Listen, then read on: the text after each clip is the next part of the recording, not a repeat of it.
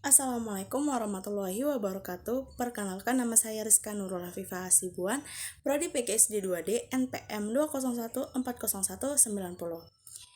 Di sini saya akan menjelaskan esensi kurikulum IPS SD.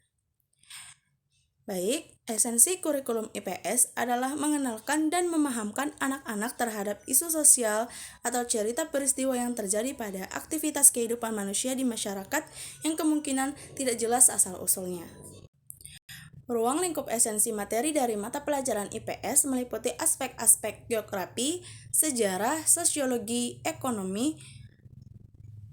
Keempat aspek tersebut tentunya diambil atau dikaji dari pengalaman sebuah peristiwa atau kabar yang berita yang terjadi dan menyangkut pada aktivitas kehidupan manusia di masyarakat serta tidak jelas asal-usulnya, dan masih berupa desas-desus atau kabar angin diartikan sebagai isu sosial.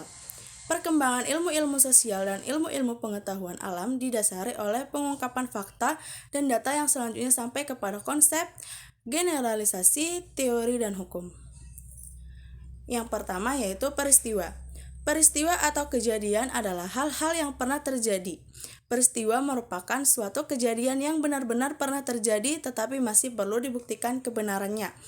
Peristiwa ada yang bersifat alamiah dan insaniah.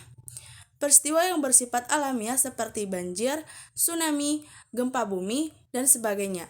Peristiwa yang bersifat insaniah seperti pemilu, pembangunan jembatan, atau krisis moneter. Yang kedua, fakta. Peristiwa atau kejadian yang telah diuji dan diketahui kebenarannya disebut fakta. Fakta merupakan hasil dari observasi yang bisa dibuktikan secara empiris dan real. Menurut Banks, fakta merupakan pernyataan positif dan rumusan sederhana. Pengetahuan yang hanya bertumbuh kepada fakta akan sangat terbatas, sebab kemampuan kita mengingat sangat terbatas. Fakta bisa berubah setiap waktu. Fakta hanya berkenaan dengan situasi khusus. Yang ketiga adalah konsep. Konsep adalah suatu istilah atau pengungkapan abstrak yang digunakan untuk tujuan mengklarifikasikan atau mengkategorikan suatu kelompok dari suatu atau benda, gagasan atau peristiwa. Konsep dapat dipelajari dengan efektif jika disertai dengan mengemukakan sejumlah contoh yang positif. Yang keempat yaitu generalisasi. Menurut Shunki, generalisasi merupakan abstraksi dan sangat terikat konsep. Untuk memahami generalisasi diperlukan paling sedikit 2 konsep, bisa dari satu disiplin ilmu sosial atau dari disiplin ilmu sosial yang berbeda.